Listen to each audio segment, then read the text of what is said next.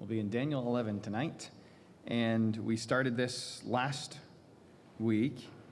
Well, depends on what you mean by started, I guess. Started could go back 8 or 9 weeks now. Actually, I think this would be number 11 in our study on the evidence for the Bible. We started by looking at the authenticity of the books of the Bible. Why we know that these are actual ancient texts that were written by people during these time periods. And now we're talking about all the evidence for the accuracy. And we've dealt with a lot of evidence for the accuracy of the Bible. I think overwhelming evidence. It would be, I think after looking at the evidence, it would be rather foolish of us to be anything but believers in the evidence. And the evidence tells us that the Bible is not only authentic, but accurate. And one of the things that we've zoomed in on under accuracy is the undeniable fact that there are proven, fulfilled prophecies in the Bible. Prophecies that are specific, they are worldwide, like known to be true, so historians record them later.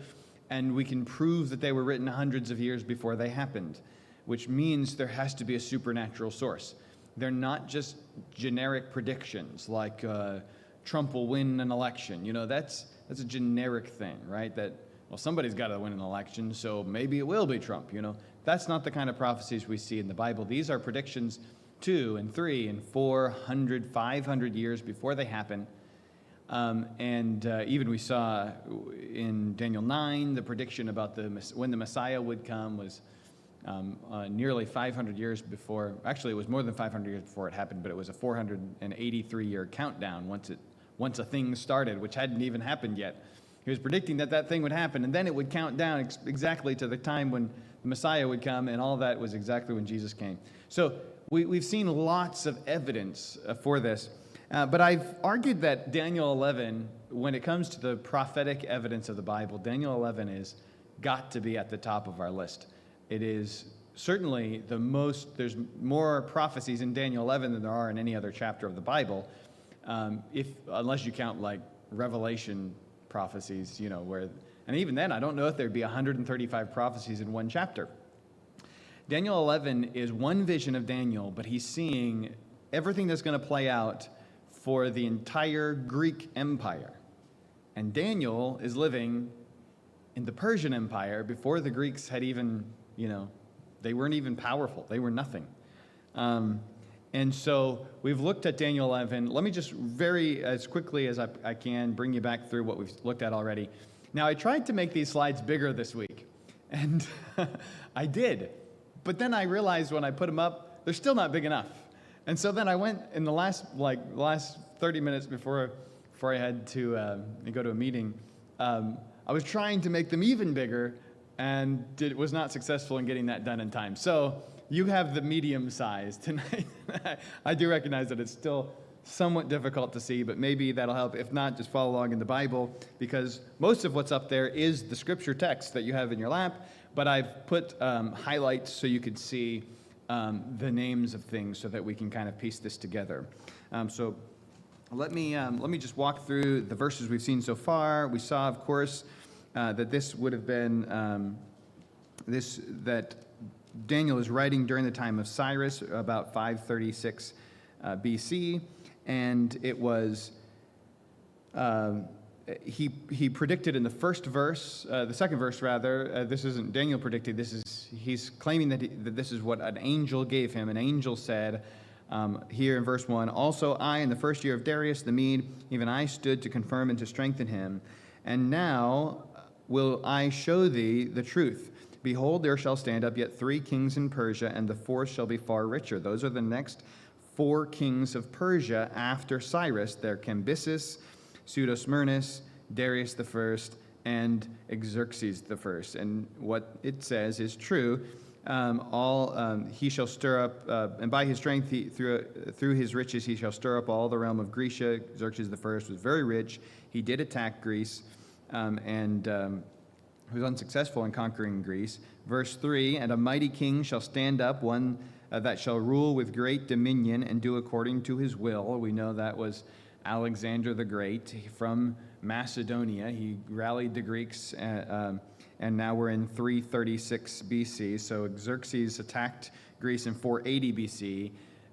Daniel's writing in 536, so we're skipping forward 50 years till the attack on Greece, just till the fulfillment of just verse 2. Verse 3 is fulfilled now 200 years after the time of Daniel in 336 BC, when Alexander the Great does put together an army and attack the Persians. Verse 4 says that he'll do according to all his will, verse 3. Verse 4 says, when he shall stand up, his kingdom shall be broken and shall be divided towards the four winds of heaven. So there's going to be an east and west and a north and south part of his kingdom, and there's going to be four divisions of it. Not to his posterity, nor according to his dominion, which he ruled. So the kingdom is going to be divided, but not to any of his descendants. But it'll be for those, for others beside those. And we saw that these are Cassander, Lysimachus, Ptolemy, and Seleucus. These were the way that the kingdom, the Greek Empire, was divided up after Alexander the Great died. He conquered very quickly, died very quickly. Almost immediately after conquering the Persian Empire, he died suddenly, and his kingdom was divided up, east and west of what was formerly Greece, and was formerly controlled by Greece, Greece, Macedonia, and Asia Minor. That becomes east and west, and then the Persian Empire and the Egyptian Empire become north and south, and so you have exactly what's predicted. Okay, we talked about this last week. You can go back and watch the video. By the way, for some reason, YouTube is putting ads on the video because we're at 900 subscribers, but we can't actually apply to YouTube to actually control the ads on the videos, so that it's not like interrupting you every 8 minutes until we get to 1,000 subscribers. So I think YouTube is trying to tell us something like, get a few more subscribers, But anyway, pray that we get 91 more subscribers so we can take the ads off that interrupt your video watching. But anyway, that's the side note. This is just something on my mind. Okay, verse 5. And the king of the south shall be strong. We talked about that. That's Ptolemy. He took the southern empire, but one of his princes, as it says in verse 5, Seleucus the first, went to Persia, and he was an under ruler underneath Ptolemy. He was a satrap, and he then rebelled against Ptolemy. And it says, the king of the south shall be strong, and one of his princes, and he shall have dominion above him. Seleucus ends up having a stronger kingdom than Ptolemy does. And then it says in verse 6 that in the end of years they shall join themselves together, for the king's daughter of the south, now this is Ptolemy II, who has a daughter named Berenice, shall come to the king of the north. This is one of Seleucus's descendants, Antiochus II, his grandson, to make an agreement, but she shall not retain the power. Berenice, it's all up there on the screen, right? Yeah, Berenice, the daughter of Ptolemy II, goes and marries Antiochus II. This all happened. We talked about it last time. Verse 7, it says that out of a branch of her roots shall one stand up in his estate, which shall come with an army, and he shall enter into the fortress of the king of the north, and shall deal against them, and shall prevail. In verse 6, that betrayal is talked about, where Laodice murders Berenice because her husband betrayed her, and all this, the drama. It's like one of those soap operas, on TV. And this must be where they get all their ideas for the soap operas, is from ancient Greek history. And so now we have the king of the south, the new king of the south, Ptolemy the third, is the branch from her roots. Berenice's roots is her dad, Ptolemy II. A branch from the roots would be Ptolemy III, her brother. He stands up in his estate, in Ptolemy II's estate, and then he brings up an army and goes against the king of the north, which now is Seleucus II, and so on and so forth. This is a detailed description of the Greek Empire. Verse 8 says, he shall also carry captives into Egypt, their gods and their princes. He did loot Persia, Ptolemy III, when he invaded. Vessels of silver and of gold. He continued more years than the king of the north. They both started reigning at the same year, but Ptolemy III reigned for 2 years longer. He lived for 2 years longer. He reigned for 2 years longer than Seleucus. The reign ended when they died, but they weren't born on the same day. Verse 9, so the king of the north shall come into his kingdom and shall return into his own land that he did after pillaging and plundering and killing Laodicea. And then verse 10, we ended at verse 16, so I'm just getting us caught up to where we did last time. So if you're like, you're going too fast, go watch back and watch the other video and just plow through all the ads that they're giving you on it. Sorry about that. Okay, so here we go. Now we're on verse 10. But his sons shall be stirred up. And we talked about that. That is, there's two sons now of one of these kings that's going to be stirred up. We know from history this was Seleucus III and Antiochus III. Am I on the right screen? I don't think I'm on the right screen. There we go. Yeah, we're on verse 10. So Seleucus III, Antiochus III. Antiochus III becomes Antiochus the Great, but Seleucus III gathers up this huge army, and he goes out and dies rather quickly. His army sort of rebels against him, but Antiochus then takes the army. He takes charge of the army, and you can see that it says, his own son shall be stirred up and shall assemble a great multitude of forces. That was Seleucus III. And one of the sons, that's Antiochus III. So he has two sons that are stirred up, but only one of them takes charge of the army. That's true. Seleucus dies. Antiochus takes charge and shall certainly come and overflow and pass through, and then shall he be returned and stirred up even to his fortress. And we talked about how that's exactly what happened. Verse 11, the king of the south, we're now on Ptolemy the fourth, who's known as Philopator. The king of the south shall be moved with choler and shall come forth and fight with him, even with the king of the north. And he shall set forth a great multitude, but the multitude shall be given into his hand. And when he hath taken away the multitude, his heart shall be lifted up. He shall cast down many 10,000s, but he shall not be strengthened by it. We talked about this. This was the battle of Raphia, a very well-known battle. The Ptolemies had 70,000 infantry and 5,000 cavalry and 73 elephants from Egypt, and the Seleucids had 62,000 infantry, 6,000 cavalry, and 102 elephants. And the elephants just sort of scattered and they ran in the battle. And yes, the Seleucids were destroyed. That's nearly 70,000 troops, 68,000 troops plus the elephants. And the Ptolemies also had tens of thousands. And it says right here that the Ptolemies are going to cast down many 10,000s. It even tells you how big the battle is going to be. That's exactly what happened. Now we're on verse 13 in our review. My head? Okay, verse 13. That's the end of this one. Here we go. For the king of the north, it says, shall return and set forth a multitude greater than the former, and shall come after certain years with a great army and much riches. This is true. He comes back, but now he's not against Ptolemy Philopator, because he died because there was a rebellion over the taxation he had to raise during the war. So he was killed in that rebellion. So now the king of the north comes against him. This is still Antiochus III, known as Antiochus the Great. And when he comes against him, he's coming now against Ptolemy Philopator's son, who's Ptolemy the Fifth. And it says, at those times there shall many stand up against the king of the south. Now we're on verse 14.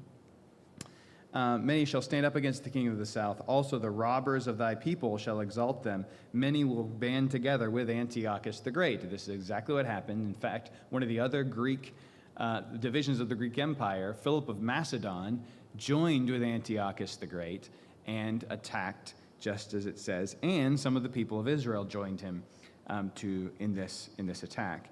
And it says that, but they shall fall. That means, yes, the people of Israel trying to get out of the difficulty that they were having under the Ptolemies were going to end up failing because Antiochus was going to be just as bad as the Ptolemies.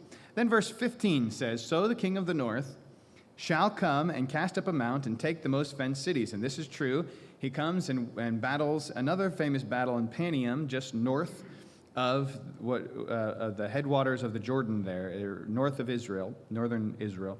And it says that what happened in history was that the leader of the army of the south ran to Sidon and was besieged there in Sidon, Tyre and Sidon up against the Mediterranean Sea, and that's what we read here. Look what it says, But he that cometh against him shall do according to his will, and none shall stand before him. He shall stand in the glorious land. So he's going to actually make it back to Israel and conquer the land of Israel again, which by his hand shall be consumed. So he's actually going to be a bad thing for Israel. But verse 15 says, so the king of the north shall come and cast up a mount, meaning he's going to make battle against them, but somebody's going to run into a city, and he's going to have to besiege the city. And that's exactly what happened. It was the general Scopius, since Ptolemy V was a baby at the time, his general Scopas was the leader of the army. He ran to Sidon and was besieged there. And it even says in verse 15, the arms of the south shall not withstand, but it doesn't say the king of the south. Well, that's because the king of the south was a baby. He stayed back in Egypt. The arms of the south would be Scopas, the general of the army who went. It says he shall not withstand, neither his chosen people. Why? Because he even had people in the city who tried to give him up to get out of the siege. Neither shall there be any strength to withstand. And this is true. We know this from history. So all of this is where we left off last time. It was page 2 of 4 of my notes. So I think we're halfway, if I'm not mistaken. So now we're going to go to a brand new slide. And this is verse 17. We're on Antiochus the Great in the Greek Empire. And we're going to try to pick up where we left off. And we're going to slow down a little bit now that we know where we left off. It says this, he shall also set his face to enter with the strength of his whole kingdom, and upright ones with him. Thus shall he do, and he shall give him the daughter of women, corrupting her, but she shall not stand on his side, neither be for him. Okay, well, what does that mean? You're not supposed to know unless you look backwards at it. That's the whole point, right? So when we look backwards and look at the history of this, this is incredibly accurate. So Antiochus the Great did go, now he's coming back. He's from the north, the Seleucid Empire, remember. He's conquering back down into, and he wants to take Egypt. If he can take Egypt, he's conquered the Ptolemies Empire, and he's unified the two strongest Greek empires, and now he's got this massive, powerful world force again that can fight back against the Romans, who are on the rise over in the east. And so he's trying to take Egypt. He's trying to take the Ptolemies. So he goes down into Egypt now that he's won the Battle of Panium. And it's true, he does go down there, and he gives him the daughter of women. This would be Antiochus III's daughter, Cleopatra. And he gives his daughter, Cleopatra, to Ptolemy V, who's a child. And he feels this is great. I don't have to go through and fight. He's just a boy. I'll give him my daughter. I'll go home. And now he's just going to be a vassal state for me. I mean, he's going to do whatever I ask because we're, first of all, we have an agreement because he married my daughter. Now he's a child, but, we have an agreement. And if he's going to lose his wife. I mean, his wife is going to be on my side. She's going to convince him to do whatever I want him to do. And so now I have control over the kingdom and I don't have to fight a war. Well, verse 18. And after this, he shall turn his face unto the isles and shall take many. Oh, I'm sorry. Look what it says at the end of verse 17. He'll give her the daughter of women, corrupting her, but she shall not stand on his side, neither before him. This is historically accurate, of course, as you might expect at this point, because Cleopatra did end up siding with her husband, Ptolemy V, instead of with her dad, and so he got nowhere from it. I mean, he still has this enemy nation to the south that he wasn't able to really control. So that is historically true. Okay, now verse 18. After this, he shall turn his face unto the isles. Now, if you're, man, I wish let me go back see if I can really quickly go back to this and show you. Yeah, so if you're in the Seleucid kingdom, let me try this. Ah, look at that. Isn't that fancy? Okay, so if you're in the Seleucid kingdom, I know online they're not going to hear me. Let me see if I can stay here. If you're in the Seleucid kingdom and you go to the Isles, where are you going? Well, that would be over here. Greece has tons of islands, right? This whole region over here, this is going to be Asia Minor and Greece. Why? Well, because the Romans are starting to push into Greece. They've killed Philip of Macedon. They've conquered him. And what's left of Greece is in shambles. The land that was formerly Greece. So Antiochus the Great did push to the east here. The west. Did I keep saying east for west? I think I said that earlier about Rome. Okay, he pushes to the west. And this is the Isles. This is exactly what the Bible says. And we know this from history. Look at what it says that's going to happen. He shall turn his face unto the Isles and shall take many, but a prince, not a king, a prince, for his own behalf, shall cause the reproach offered by him to cease. Without his own reproach, he shall cause it to turn upon him. And he shall turn his face toward the fort of his own land, but he shall stumble and fall and not be found. We'll look at verse 19 in a second. But this actually is exactly what happens. As he's unifying what's left of Greece, Antiochus the Great starts making Rome very nervous. Why? Well, they're rising in power, and what threatens them? Well, a really strong, powerful Greece threatens them. So, what are they going to do? Well, they're going to go make sure that he doesn't unify what's left of Greece. They want to keep him over there in Persia and Babylon. They don't want him there in Greece. So, what they ended up doing is Antiochus the Great successfully conquered some of the coast, Asia Minor and all that, and the people of Macedonia. Some of the people of Macedonia actually asked for the Romans to help. And a Roman general named Manius Acilius Galbrio routed Antiochus in two places, Thermopylae and Magnesia. Well, you can look it up. Thermopylae kind of in the middle of Greece, and Magnesia is being pushed back. He lost there and had to retreat. He got pushed back to Magnesia, had to retreat. I mean, he's just getting pushed back. Finally, he did so poorly in this war that the Roman general finally made him. Let me read this to you. The Roman forced Antiochus. They didn't just force him to retreat. They forced him to pay for the war. Kind of like, what was that, World War I, where they made the Germans pay for the war, and then the Germans got all upset and started World War II. Well, they made Antiochus the Great pay for the war. It was an enormous sum, 10,000 talents he had to pay to the Romans for the war. Now, that's just in the silver in 10,000 talents would be worth $250 million today. But in buying power, 10,000 talents back then would be more like billions of dollars today. And they couldn't just take out a loan like our government does, okay? They're like, well, we got trillions of dollars of debt. Yeah, well, they couldn't do that. This was debt, okay, that he had to pay back. And he had to pay it back over 12 years. So for the rest of his reign, he was extremely poor. Look what it says, verse 19. Then shall he turn his face toward the fort of his own land, but he shall stumble and fall and not be found. This is exactly what happens. In fact, history will record that Antiochus the Great, the third, went home, and to pay the Romans, he actually robbed his own temples in his own land.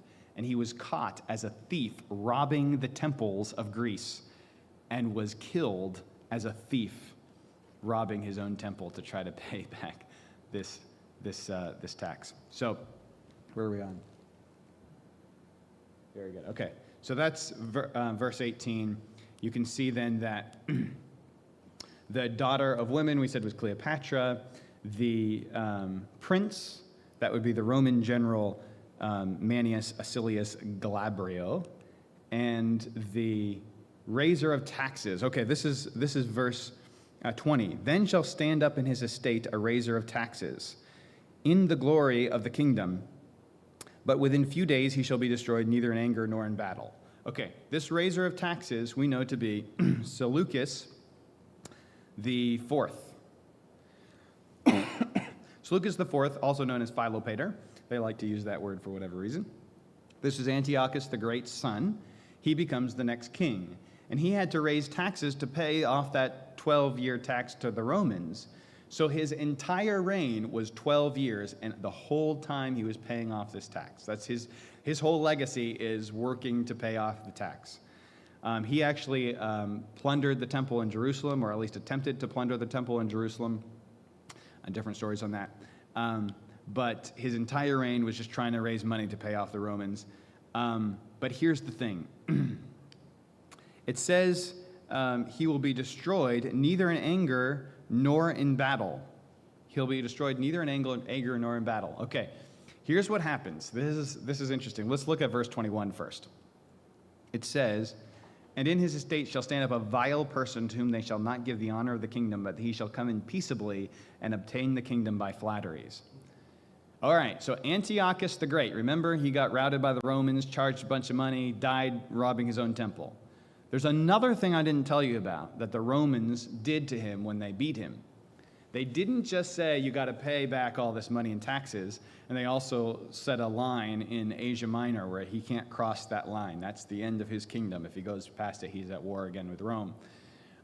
But they also said, now we're going to need some collateral to make sure that you're going to pay the taxes and that you're not going to cross the line.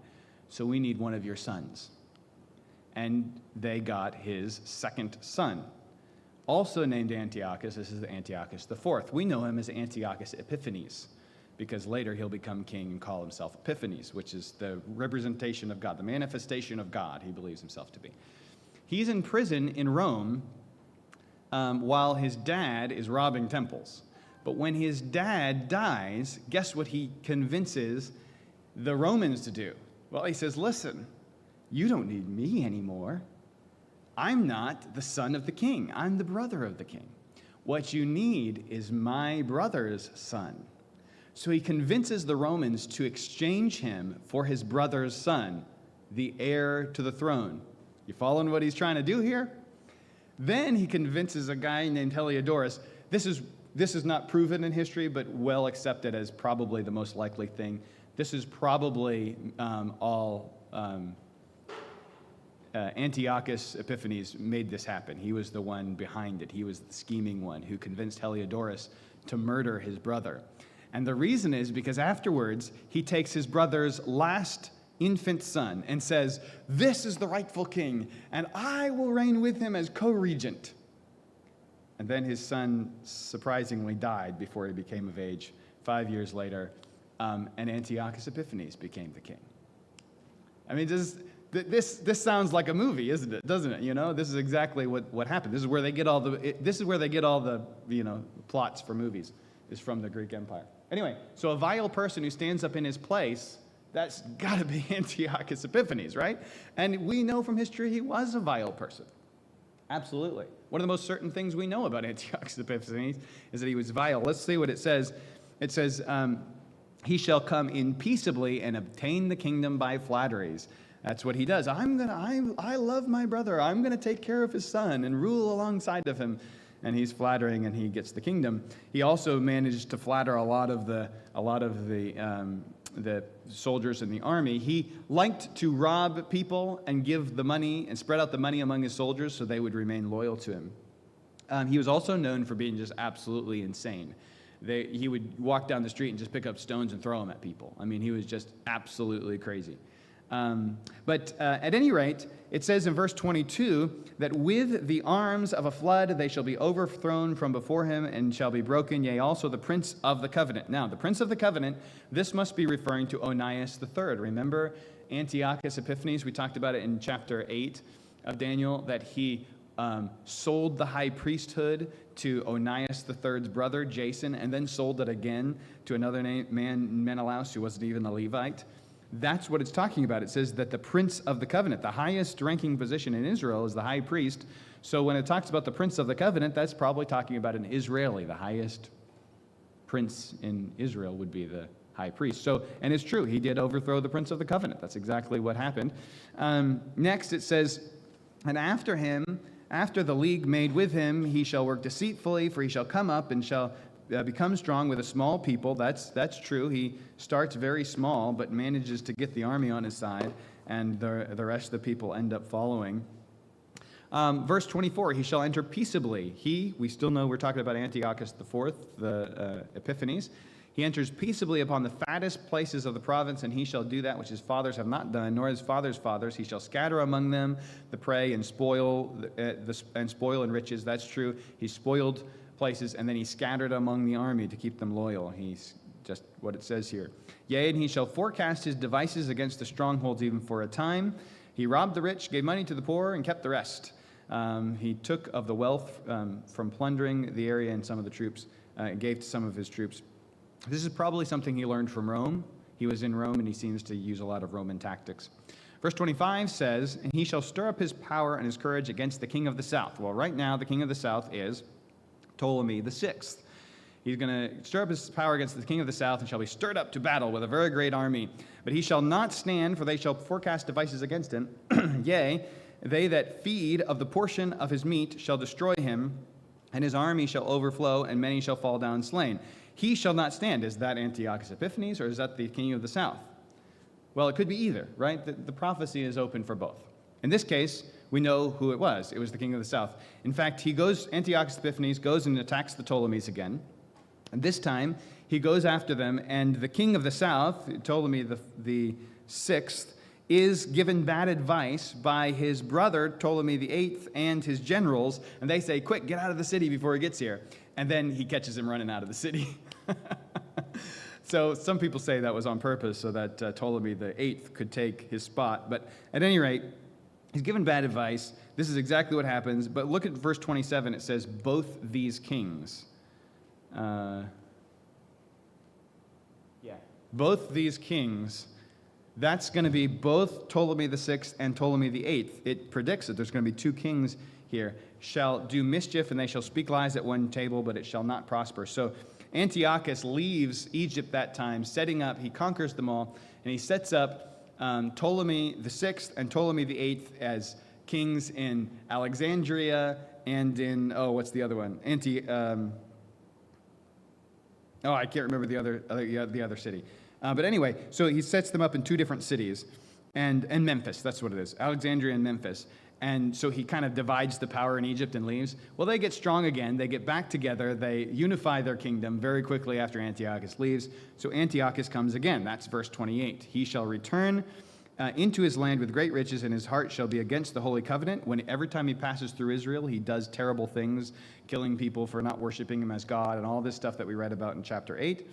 "And he shall do exploits and return to his own land." Verse 29, "At the time appointed he shall return and come toward the south, but it shall not be as the former." So he comes back again to set things back in line in Egypt. But this time he comes and he conquers, and he marches all the way. He attacks and conquers Memphis, and then he's marching on Alexandria. He's about to end the whole Hellenistic wars. He's about to finally unify the Greek Empire so they could stand against Rome. What do you think Rome thinks about this? Well, they don't like it. They don't like it at all. So look at what it says, verse 30. "For the ships of Chittim shall come against him." Ships coming from Chittim. Chittim is Cyprus. Ships coming from Cyprus come against him. "And he shall be grieved and return, and on his way through he's going to have indignation against the Holy Covenant. So shall he do. He shall even return and have intelligence with them that forsake the Holy Covenant." And he encourages a bunch of terrible persecution of the Jews on his way back. What happened? Antiochus Epiphanes, guys, remember, this is 168 BC. This is 400 years after Daniel wrote this, almost 400 years after Daniel wrote this prophecy. Antiochus Epiphanes did attack the south. He conquered Memphis. He's going to besiege Alexandria and end it forever and unify all that's left of the Greek Empire. And guess what happens as he's setting up his siege weapons outside of Alexandria?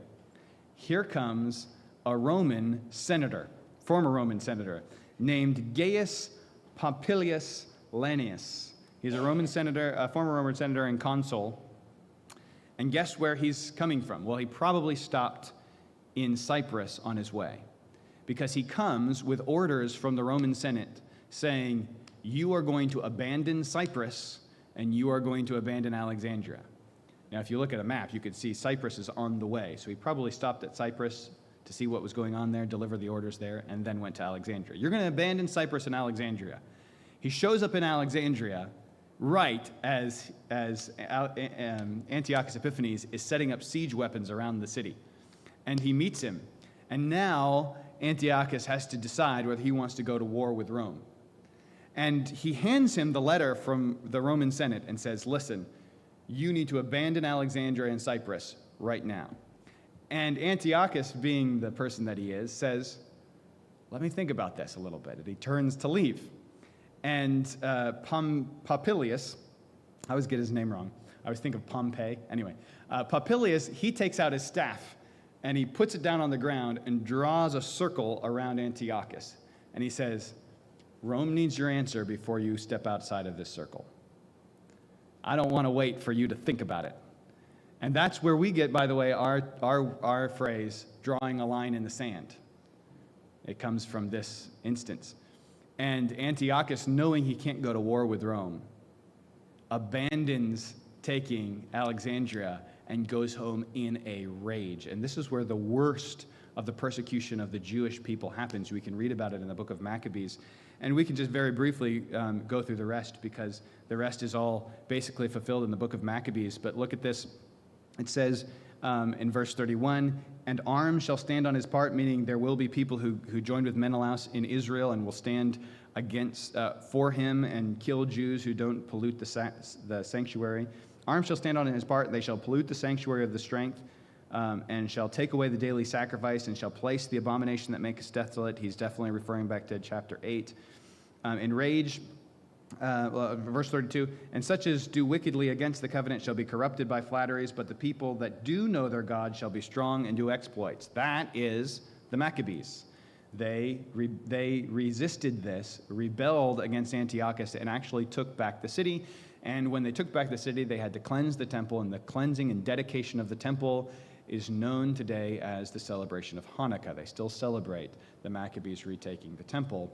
And we could go on, but the rest is less prophecy that was fulfilled, and it turns into prophetic stuff that isn't that's still in the future. Verse 33 says, and they that understand among the people shall instruct many. That happened during the Maccabees. Yet they shall fall by the sword and by flame and by captivity and by spoil many days. That's the Maccabees. Remember the many days? Remember the days that were counted back in chapter 8? It's referring to them here in verse 33. Verse 34, now when they shall fall, they should be holpen with a little help, meaning they're going to be successful. I'm going to help them. And there were miracles that took place during that time. But many shall cleave to them with flatteries. Then verse 35, and some of them shall of understanding shall fall, to try them and to purge and to make them white, even to the time of the end. And notice that phrase, even to the time of the end, because it is yet for a time appointed, meaning all of this is actually a picture of something that's in the future. And then it says, and the king. That is where we start going into stuff that never was fulfilled in history. Right after it says, this is for a time in the future yet appointed. And that, I believe, is talking about the Antichrist. And you can see that in chapter 12, because in chapter 12, it continues talking about what this king will do. And that's what Jesus quoted in the Roman Empire and said, when you see this thing coming in the future. It hadn't happened yet. So then we can say that Daniel 11, verse 2 really is where it starts. All the way through verse 35 is 135 specific prophecies about the Greek Empire. We know for a fact that Daniel was written in the Persian Empire, not only because everything in the book of Daniel suggests that and proves that, but also that we have copies of the book of Daniel that are in the middle of the Greek Empire. And yet he predicts everything that's going to happen all the way to the very last king of the Greek Empire, Antiochus. And after that, the Romans start coming through and conquering everybody and taking over. This is, as I said last week, God showing off. And I know it took a lot of time to get through it, and I apologize. It's a very hot and sticky evening to be sitting here doing a history lesson. But understand that history, someone I forget who coined the term, history is his story, God's story. But studying science will help you learn God. Psalm 19 says that. Studying history helps you learn about God as well. Because God knew history before it happened. He knows our future like his history. And that's what he's showing us in Daniel 11. When we see things happening on this world, it seems so difficult for us. But remember, this is all just history. We're just watching history take place. Okay? We shouldn't have bombed Iran. We should bomb Iran. We shouldn't do this. Okay, all right. But listen, we're just watching history take place. God knows what he's doing. He wouldn't allow it if he didn't have something he's going to end up working out through it all. And we can rest in his sovereignty. And I think that is a very, very comforting thought. With that, we've closed the accuracy portion. Next time we'll get into the transmission, but not next week, because next week we'll have a visiting preacher. But in a couple weeks, we'll get into the transmission portion of it, and how do we know we have today what was originally written, and hopefully that won't be too extensive, and then we'll move on to our next subject. Let's pray. Father in heaven, I thank you so much for proving yourself. I thank you that you chose to not just ask us to believe, but you chose to give us proof and demand that we believe the evidenced things that you have shown us. And Lord, what amazing evidence we have. How could we continue in unbelief? How could anyone continue in unbelief in light of all of this evidence? We thank you for showing off your power, your wisdom, your foreknowledge. We pray that you'd help us to go from here with increased faith as a result. And we pray all of these things in Jesus' name.